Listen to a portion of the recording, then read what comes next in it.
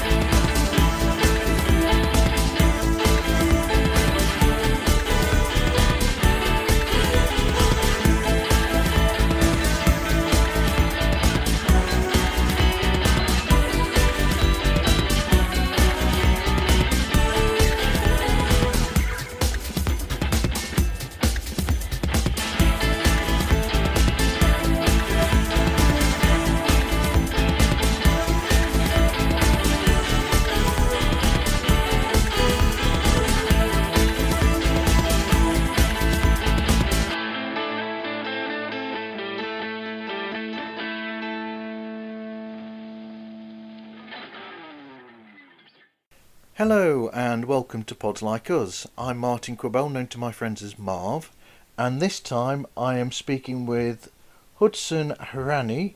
Get yourself together, Martin. Hudson Ranney from the podcast I Know. Hey Hudson, how are you doing? I'm good, Marv. How are you? I'm fine, thank you very much. Everything okay over there? Yep. Yeah, little cold, but other than that, we're good. That's great. So, how were you first introduced to the world of podcasting?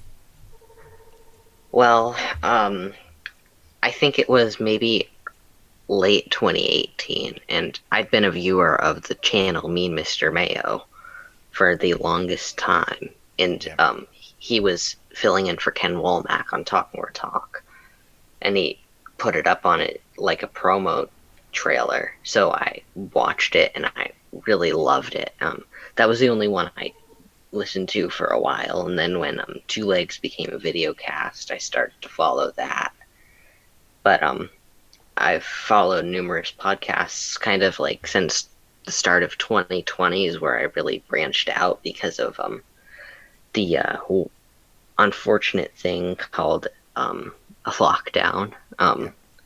Where you can't go and see anybody. But I mean, it's a really wonderful thing, podcasting. It really is. It really is. So what made you decide from there to start your own podcast? So I kind of had the idea. I would say I discovered Fans on the Run, and somebody else who's younger. I mean, not as young as me, but and that kind of like kicked me off. Like, so I started to brainstorm and kind of think, and then January 28th, 2021, I recorded and uploaded my first episode where I ranked Paul McCartney's albums, and to say the least, I listened to it the other day and I forgot to mention 3 albums. So that episode is getting taken down because I redid it with a much more in-depth dive. But yeah, it was a quite interesting. It's been an interesting journey, and I mean, it's a lot of fun. It really is. So, how would you describe your show to somebody who's never heard it before? Well, it's now a video cast, and it's all over the place. Let's just face it. So it lies around. Yeah, that was bad. I'm sorry. Yes, it lies around. Pun-filled, a lot of fun. Numerous guests. You never know what's coming. I'll say that. So it's sort of free form, whatever comes to mind about the solo Beatles, you'll just cover that. Yeah. if I want to talk about how I disliked Flowers in the Dirt, I do that, but now I love that album. It's weird. It's a strange thing that, because you'll listen to things, and sometimes after a while you'll think, do you know, I actually like this now that I didn't like before. Like, it's a bit like some of McCartney's things I'll think is a bit lazy with his writing, or I used to when I was younger thought he was a bit lazy when he'd have songs that just repeated the same thing over and over again. And over time, I love that stuff, especially as a musician. When I started for a blog that I gave up, and I should go back to doing it actually, that was about the solo Beatles. I was doing McCartney's first album, and I suddenly found that learning the songs and then recording them myself made me Wow. love the songs even more. So It really, yeah, it's when I learned Junk for that blog to talk about it, I was so happy when I could play Junk, and now when I pick the guitar up, I'm always playing Junk on the guitar because that's a beautiful wow. piece. It's one of his best songs on that album. I mean, maybe I'm Amazed Can't Be Beaten, but that song's pretty good too. It really is. Yeah. I think it's a better album than they made out when it first came out. That's for Yeah, sure. I'm not a huge fan of that album. I'm gonna be completely honest. I Okay. ranked it at number 20 out of 27 albums. I still love the album. It's just I'm not in the mood to hear that a lot. I think the problem with the album for some people is that um, it's very lo-fi, and it's very um, improvisational for the most part. That album is, so you've got to be in the right mood to listen to the album in some ways. Yeah, kind of like Plastic Ono Band. Yes, because that album is so full of emotion, and there's so much anger in there that sometimes it can catch you at the wrong time listening to Plastic Ono Band, whereas other times it can be absolutely the perfect album if you're in that mood for it.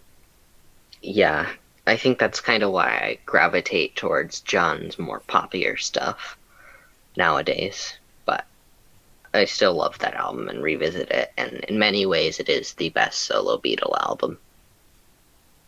Yeah. So how were you first introduced to the Beatles then? So, interestingly, it was through John's solo career.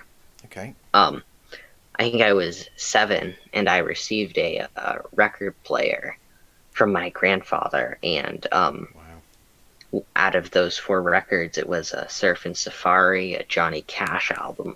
The name's escaping me right now. Like I think it was a jazz album and Imagine. Okay. And then a year later, I bought Sergeant Pepper for the 50th anniversary. It was an original copy, but it was on the 50th anniversary, and I fell in love, and I've never looked back. No. No. You can't remember what the jazz album was out of interest, and did you love that? Did you like that jazz album as well? I think it was like presidential instrumental themes, Okay. and I liked it a lot. I still have it. I know that. I just don't. I haven't listened to it in a while. So did all of those 4 albums that you originally got with the record player, did they all grab your attention immediately, or were you still a bit iffy on any of it? I'm not iffy on Imagine. Oh no. And I loved the Beach Boys, and I've always loved Johnny Cash. So Brilliant. um, You've got it a was nice rounded taste there. yeah, to say the least. Yes. So is John still your go-to of the 4 of them solo? Oh, I think because of the lack of material, which is really unfair, I think I go to Paul mostly. Yeah. But I will give John this. I do think Walls and Bridges is possibly the best solo Beatles album. Yep. Yep. I think that's a great album. I really like that album a lot. It's like my go-to album. It's a lot of people's go-to album actually. That for John Lennon. But absolutely, I mean, I hear a lot of people that quote that album as a favourite of John's.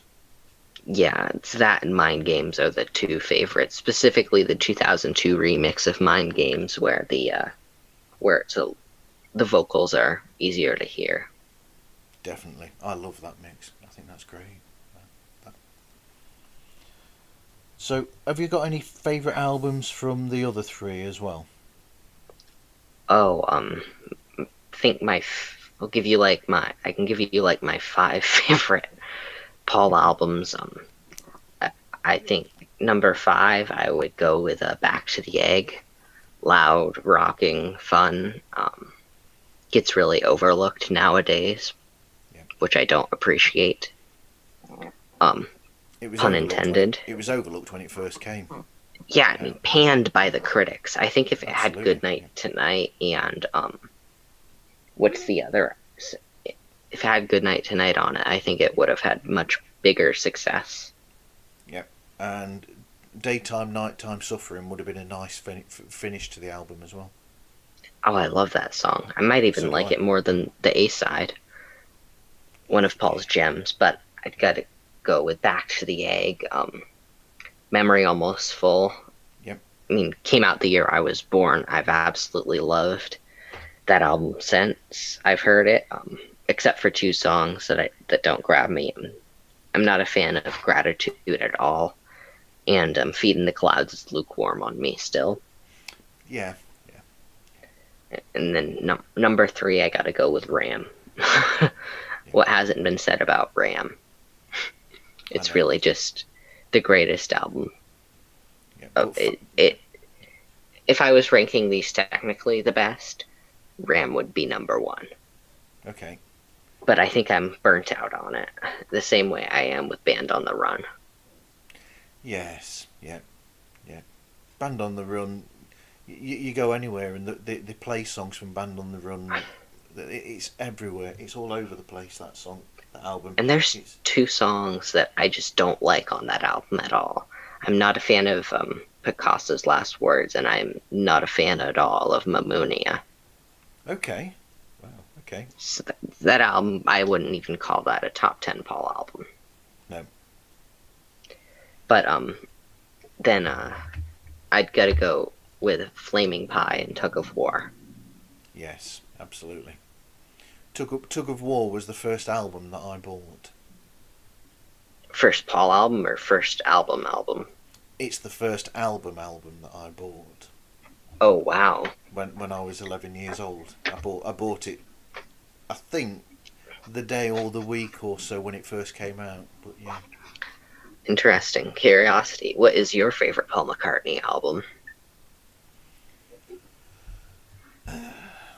Probably Ram, but then there are other albums that I like by Paul. I mean, I responded on your feed about it, that the fact that one of my choices was one that not many people would think of, which was McCartney 2, and I love McCartney I love 2. that album. So do I. But then, brilliant album. as I also said on there, I love Electric Arguments, and we've already mentioned, Electric Arguments I love because of the experimentalism of it all, but it all works and it flows from one song to another. There's a thing there that I almost wish that Paul would work with Youth a lot more, because Youth seems to get things out of Paul that on his own, or even with Wings or with anybody else, he just can't seem to quite get that same level. And in another way, I'd like to see Paul possibly do more work with Nitin Sawhney as well, because I thought My Soul on the Nitin Sawhney album was a beautiful song. Yeah, I think Electric Arguments is one of his best albums as well. Yeah. But I mean, I'll say, like, out of the 27, I love 17 out of those 17, probably 19 out of those 27 albums. Yeah. Absolutely. What about George? My top three, I would probably go All Things Must Pass, the self-titled album, Brainwashed, then Living in the Material World, and 33 and a Third are right behind there. Okay. Cloud 9 is another album I'm burnt out on. Right. Okay.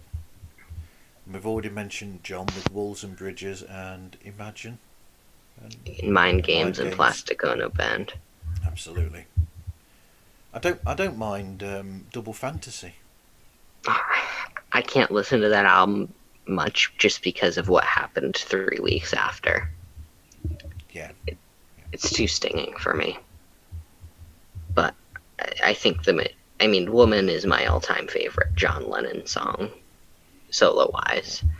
But I think that it's got some great material, and I don't mind the Yoko stuff. No. No. No.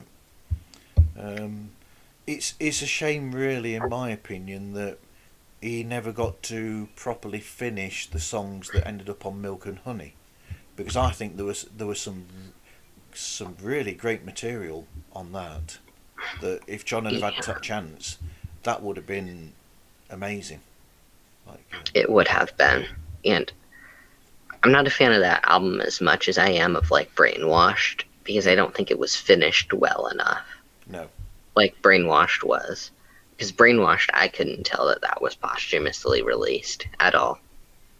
no, no. I mean, in some ways, Milk and Honey, when I listen to it, it almost seems like they've just rushed it just to get the songs out there, and there wasn't as much.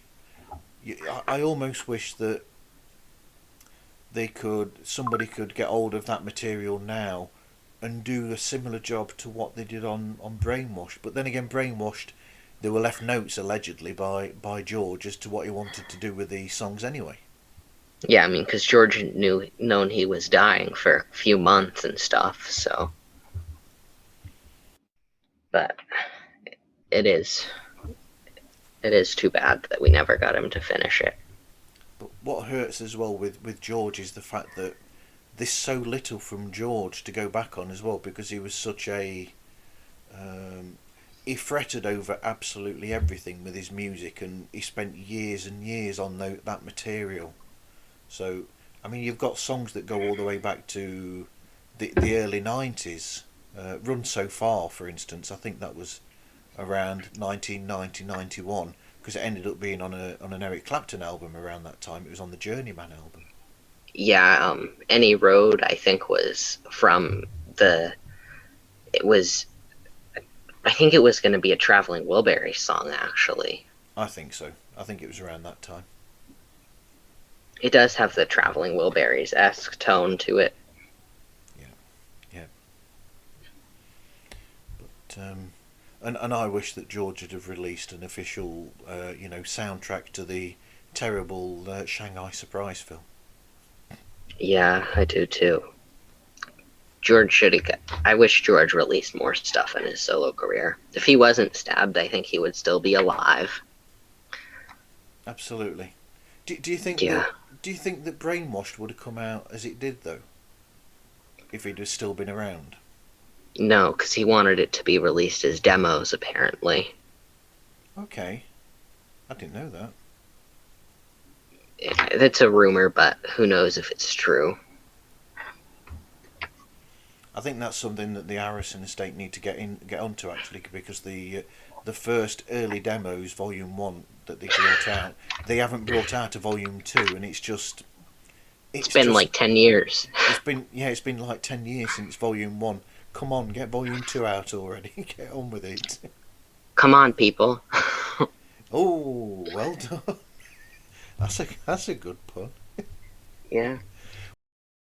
I'm Agent Scott. And I'm Cam the Provocateur.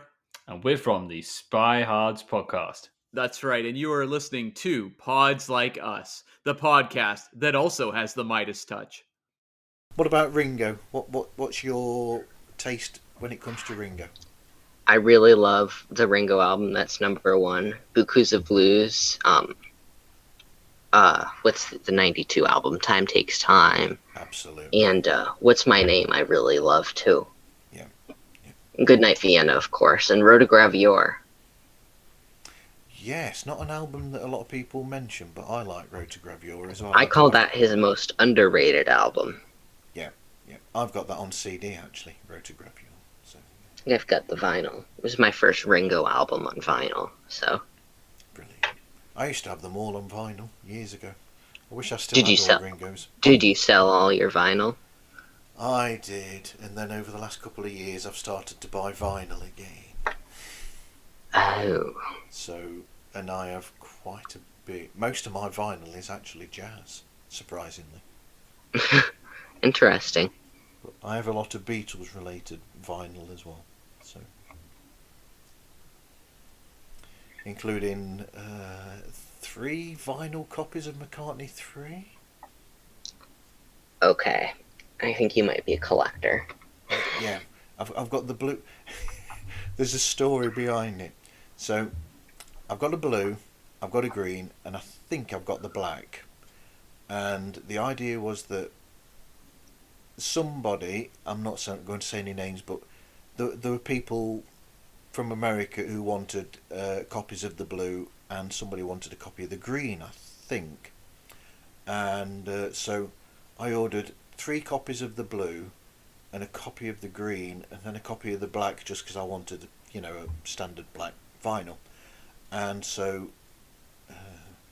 then somebody cancelled 2 of the copies of the blue, I think it was.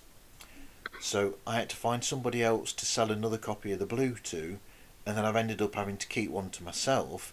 And the green, the person who asked for the green didn't want that either.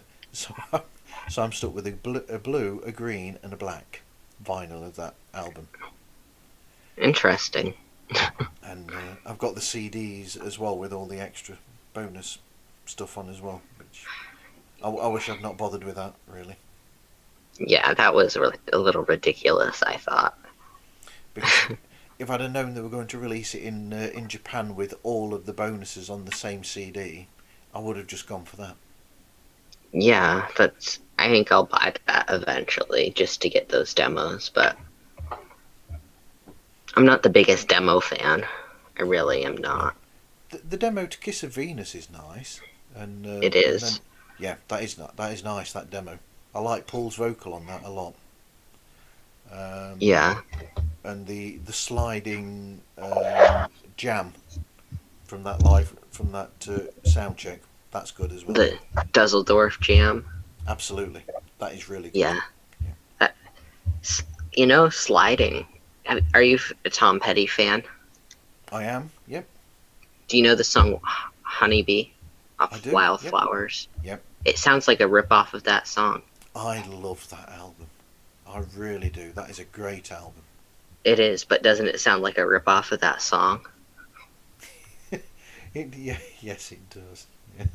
I think Paul's inspired quite often by other songs, shall we say. Yeah, same with Find My Way with Learning to Fly. Yes, yeah, definitely. Yeah, I'm a Tom Petty fan too. Newly born. That's good. You're getting all the right, ticking all the boxes, shall we say. Yeah. So, show structure. I'm guessing that the structure is different according to whatever it is, whether it's an interview, when you do the breakdown of your favourite albums and worst to best or whatever, and then the shows where you have a guest and you talk through different subjects. I'm guessing that the structure's different for each, or do you not have an actual set structure? Well, it depends. So, if I'm doing, for, say, an interview with Lawrence Juber, I make sure to have my set of questions, and we just do it on Zoom. And it's really great. I've done it with, but I use Zoom and I use StreamYard, and I'm starting to use Skype today. Yep. And I try to have a set of questions, but if it's just on my own, I kind of ramble on. Or you ram on, yeah. Yeah, I ram on. So you just ramble on when you're on your own, but when you're doing shows with Oh, did you do a show with Ethan or somebody recently? Or Oh, I've done 2 shows with Ethan, yeah. yep. Did they have a set structure, or did you just let the both of you freeform the whole thing? We kind of freeformed it, went through each track. We did Off the Ground and Egypt Station. Yep. And we just went through each track. And Ethan hates Egypt Station. So Yes, I know. I don't love it either, but I mean, it does hold sentimental value because that was like the first Paul album that was released when I was a fan. Yep. So it's kind of hard to differentiate. So, but I mean, it depends on the show. So, depending on the show, what sort of research do you do? Like if it's an album, I'd look up the producer, you know, like who played what on the album. Like if it's Ram, Spinoza, Sewell, Paul, and Linda, basically. One other guy who's escaping my head, and Hugh McCracken. yeah, Hugh McCracken. Played on Double Fantasy too. Yep. He's also a guitarist on Give Peace a Chance. Oh, interesting. He's not alive anymore, is he? No, he died, I think, 4 or 5 years ago. Nice guy, from what I've heard. Yeah. That's too bad. But Hell of a good career as a session player. yeah, gotta get Keltner on. Yeah. But yeah, but I mean, and I look up, what this song was like inspired by. Like I'm not gonna do this yet, but like the self-titled George Harrison album, the song "Here Comes the Moon." Yeah. Did you know that was actually written with Stevie Nicks? No, I did not. I didn't know that. Uncredited. Yeah. In Hawaii, they wrote it together. Wow. I'll send you the article later, but yeah. Okay. Okay, I'm taking notes now because I'm going to have to add that to the links in the show notes. So, Yeah. Here we go. But I mean, this is going to be really interesting for people listening if I leave it in. Link from Hudson about Here Comes the Moon. yeah, it might be a PDF because I don't know if that webpage is still up, but I will do my best to find it. Okay, that's great. That's great. But I mean,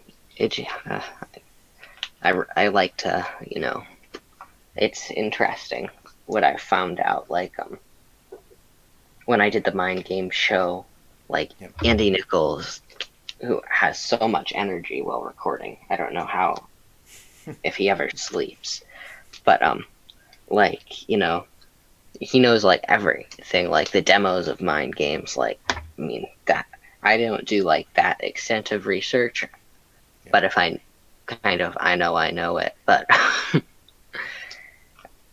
I kind of like. I just don't like go in depth with the demos usually, which is something I am going to try to start to do. Yeah. But sometimes there's far too much on my plate, to say the least. Yeah. Dear me, there's never enough time for everything. It never is. So, editing the show then, is it a big job then, and how do you record it and then do the edit? So, before my computer decided to update on me, I was using iMovie, Yep. which I just have to get a copy of it again. But like if it's good to go, like I kind of don't edit it. Yep. I hate to say, but like I'll usually try to. Like my computer just takes a really long time, and I have to kind of use it for a lot of things. So I try, if I have to edit it, I let it export overnight. Yeah. But iMovie, and then I used Shotcut is what I'm using now to crank up like the audio in a show, Okay. because in my earlier shows the audio was really low. Yeah. Okay, and the show music that you've got, how did you get hold of that? Um, I don't have much show music. I kind of use like I say a quote unquote tin can sound of like the lyric of I know, which Okay, I still have to edit it into some live shows, but I just have that kind of playing in the beginning. Um, and then I have like the if we don't start going to not going to get to Boxing Day from that horrible film Broad Street. But yeah. and I just kind of have that in, but that's about it. I'm glad that I got that right. I thought that's where the title of the show came from. Uh, yeah, Hence I the agree. hence what I wrote on the show notes with the what was it? Yeah, If this keeps up, we won't get there till Boxing Day. yeah. A film that I saw on its release date Oh, you did? Did you walk out of the theater? at the cinema. uh, no, no. Okay, we're going down a rabbit hole here. So, when the film came out, before the film came on, it was preceded by the Rupert film. Yeah. Okay, so Interest. I got into the cinema so far into the Rupert song, and I felt really bad about the fact that I mean, I'm doing, I mean, what do they call it? But I know I can't get in trouble for this anymore now because so many years. So got to the end of the Give My Regards to Broad Street film, and then went to the toilet at the cinema, and then when they cleared the cinema, I went back in again to join the incoming people who were coming in for the next showing, so that I could watch the Rupert film from the beginning to the end, and then I walked out. Yeah, I hate that song. I Right. really don't Okay. like that song at all. Okay. It is terrible. Right. I can't even use the fact that I was 13 or 14 at the time as an excuse. So I'm sorry. Asuma Sen. Indeed, yes. Well done. Thank you. So, how do you arrange the guests that you get on your show? Well, if it's somebody kind of famous like Lawrence or Denny, I can't go to the website. I contact them, but Facebook Messenger. Other than that, I mean, I know who the person is, but Yeah. I mean, a lot of people kind of have discovered me. Like Tom Hunyadi was like the first person to discover me and kind of brought me out in the public. Yeah. Tom is great. He is. He's a good friend. I will go on record to say that it was because of four people. I think it was four people initially that I got started on podcasting, and so shout outs to Tom and Andy from Two Legs, who were incredibly important to spurring me onto it, as was Ed Chen from When They Was Fab, and also, you won't know him yourself, but Robbie Robertson from a chat show called Out of the Blank, who actually caught me out because when I was going to start the show recording, he suddenly contacted me because I sent him some notes, and he said, "We'll do the show now," which was a week before I was actually going to do the recordings. So, in a sense, he actually forced me into doing a podcast for the first time. So, there you go. Interesting. Indeed. And that was the first episode that came out, was the one that Robbie just said, "Oh, we'll do it now. Don't need to wait till next week, we'll just do it now." Was that pun intended from Egypt Station? It was not, no. Because I'd forgotten a lot of what's on Egypt Station. Well, you're not missing much, I'll tell you that. No. Dear me. I might lose listeners now. Dear me. So, so you're open to any subject whatsoever? Pretty much. Yeah.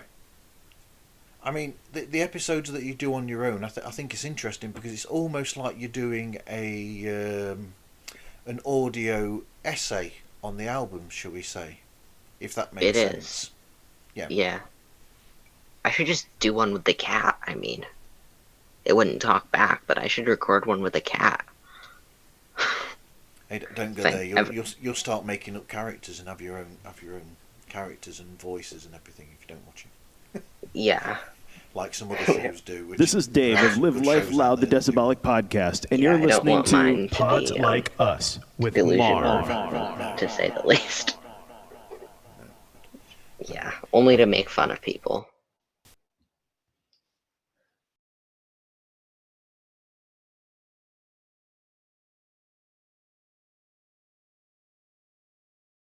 It is an interesting one. What's your favourite lineup of Wings? Ooh, that was not nice. I'm Or sorry. not expected.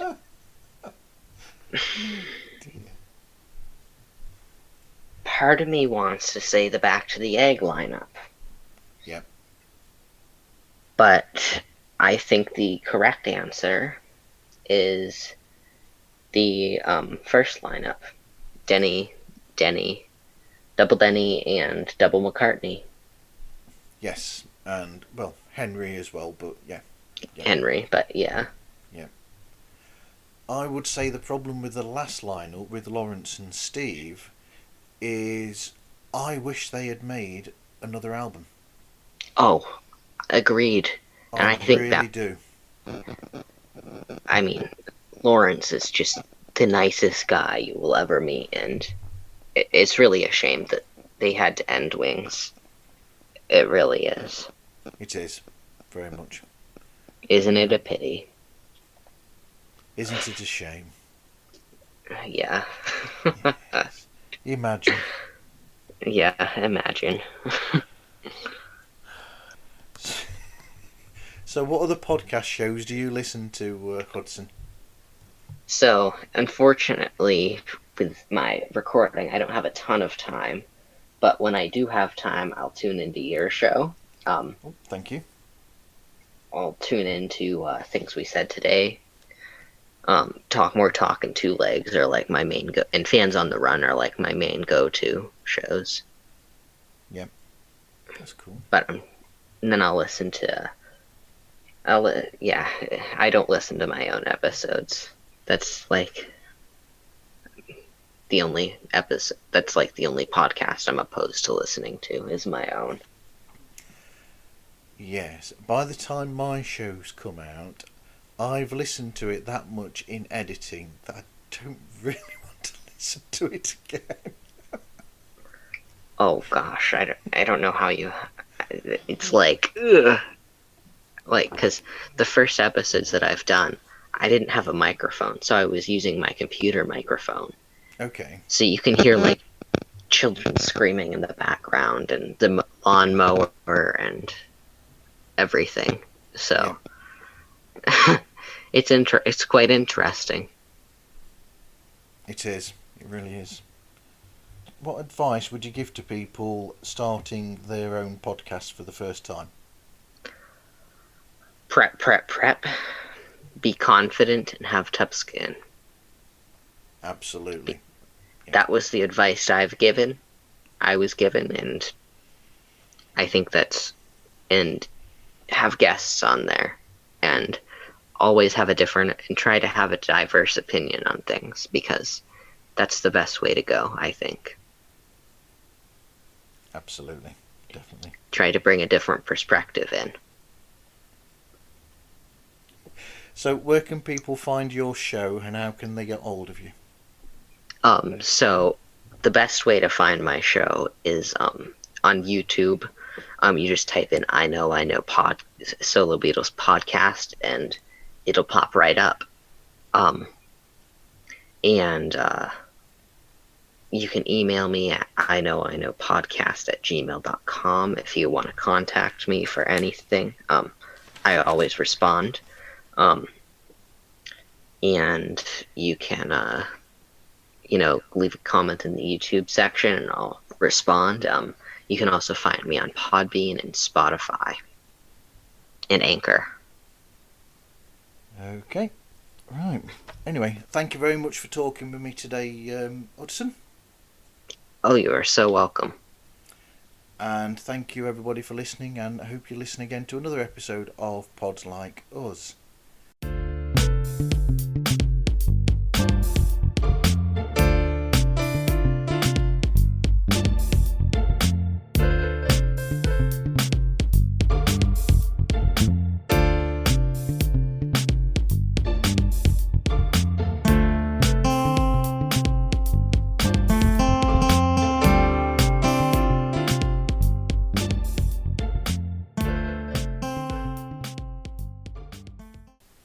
Can you hear me? I can. Yep. Can you hear me okay? Yes. I'm coming through okay So then. this, are you able to record your own feed? Because my other computer still doesn't record a feed. I think the Zoom app has to be updated and stuff, but it won't install. Okay. I mean, I'm getting separate feeds for both of us from Zoom, and then I've got a local feed from myself as well. I mean, if you have software on there that records sound, you can actually have that recording yourself while you're on the Zoom call, but just yeah, that's one way that you can do the local for yourself. Yeah. I don't honestly have that. I feel bad now. Okay.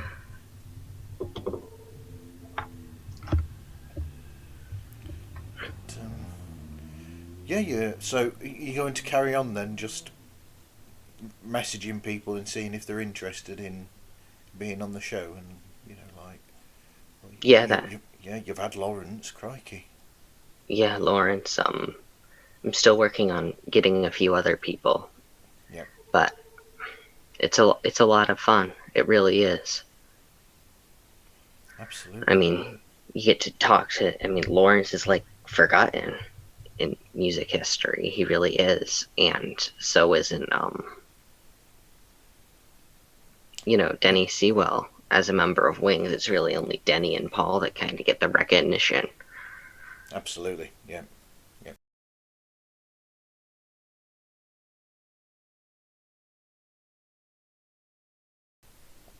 Denny Sywell was actually the drummer on Billy Joel's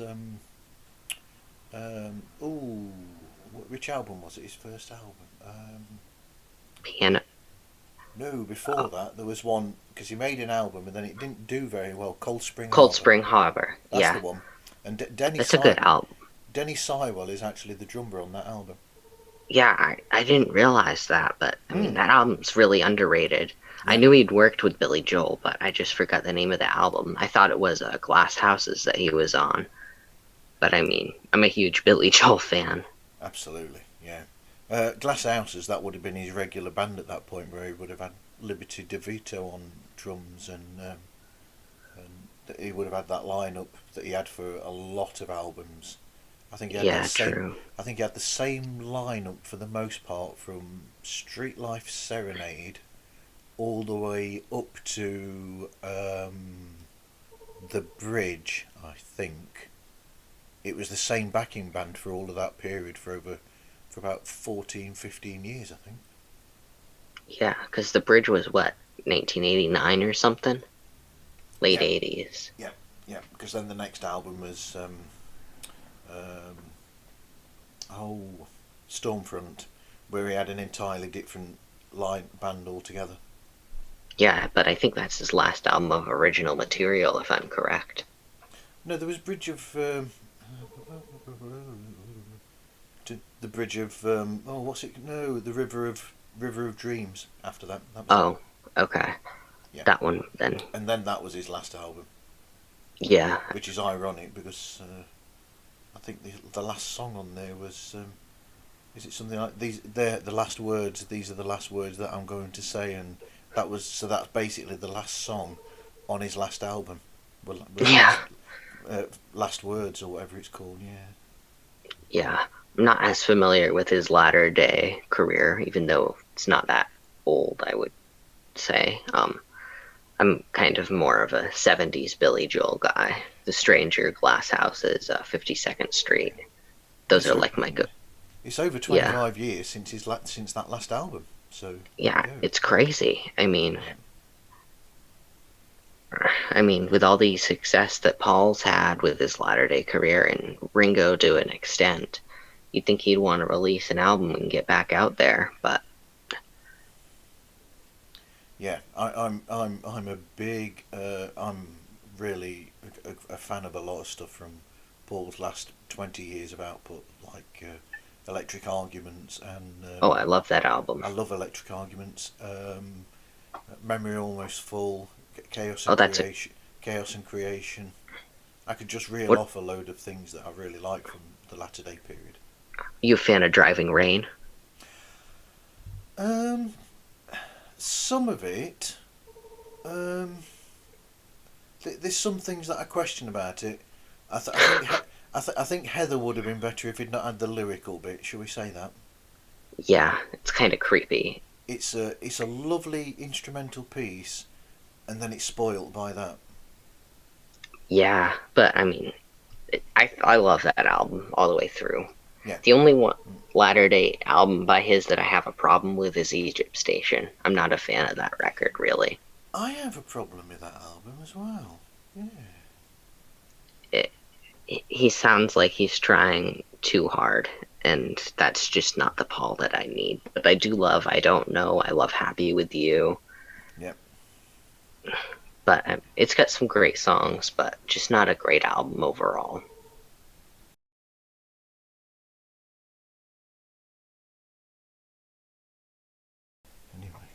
Anyway, we'll get on there then. Okay. Okay. Yep. Always put yourself. Make it.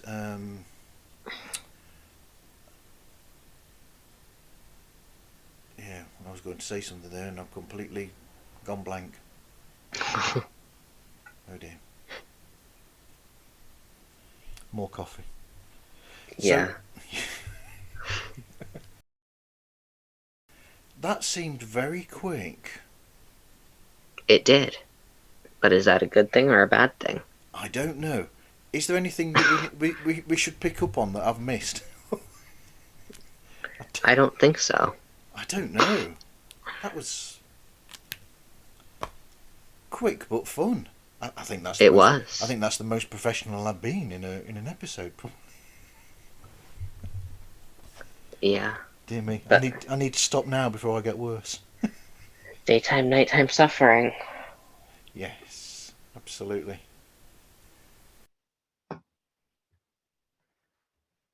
But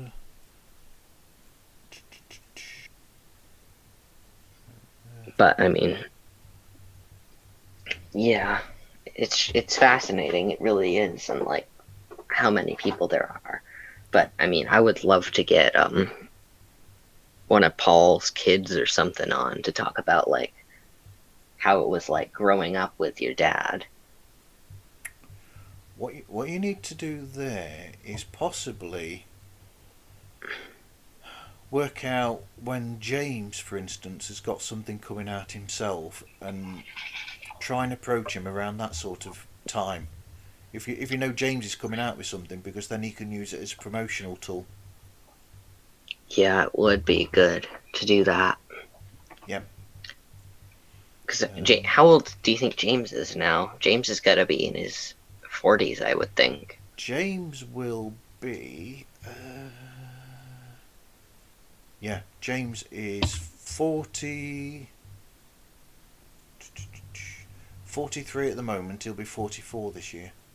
Oh, wow. Yeah, because he's played on Flaming Pie, which is a favorite of mine. Yeah, and the album, was it the Blackberry Tree or whatever that James brought out? He's got Danny on that on 2 songs. Yeah, I want to get Danny Harrison or Olivia Harrison. I already tried to contact Patty Boyd, but I got a no. And yeah, I want to get like just anybody that's worked with the Beatles. Yeah, I absolutely. mean, I hope to meet one someday. But Nearest who nearest knows? I've got is seeing Paul at Birmingham. Oh, you've seen Paul live? I've seen Paul live at Birmingham. Yeah, that's the nearest I've got. What tour was that?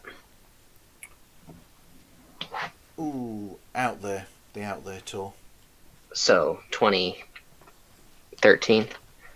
Yep, somewhere around that time. Yeah, definitely. Did he play Mullican Tire?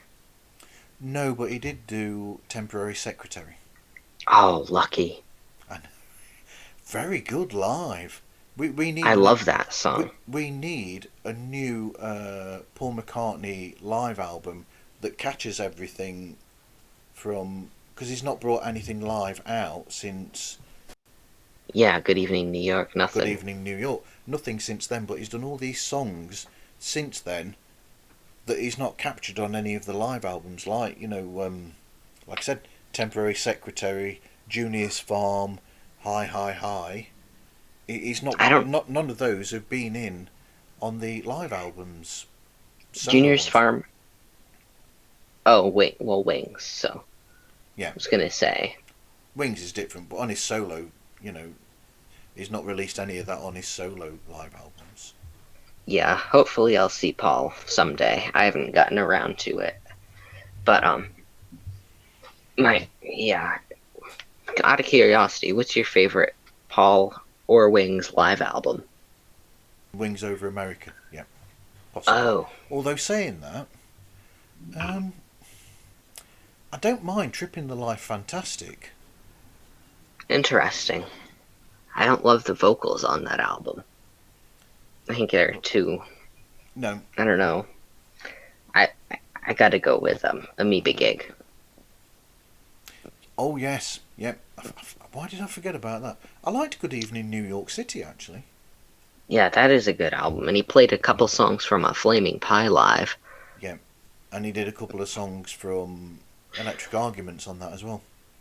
Yeah, that Sing the Changes performance is amazing on that album. Yeah, I like Highway live as well. I think that's great.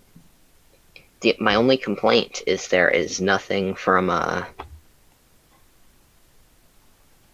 what was I gonna say? There's nothing from Ram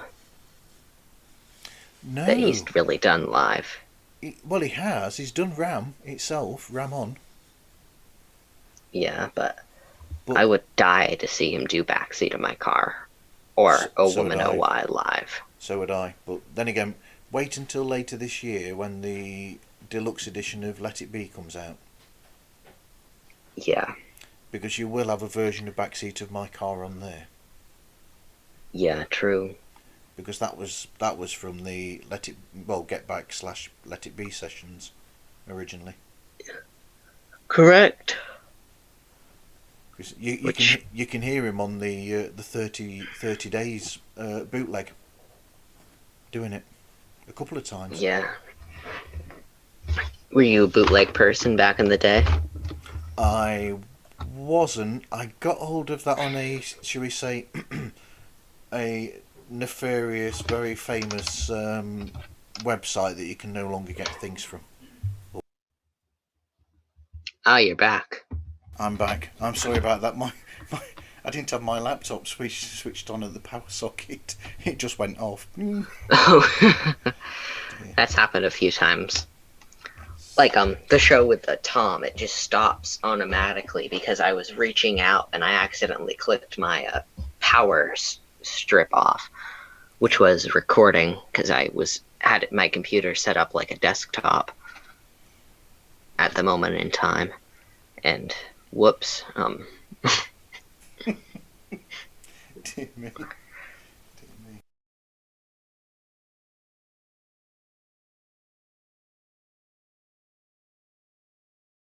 Have you ever tagged the wrong person by accident? Yes, I have. Yes, I have. I've tagged people before thinking that they are somebody that they're not. Oh, You know, there's a lot of people that have the same name.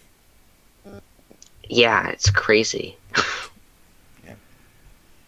Although, luckily, I've never found more than one Paul McCartney. Yeah, I mean, I'm sure there is another Paul McCartney out there, but not one with their first names. James, I guess.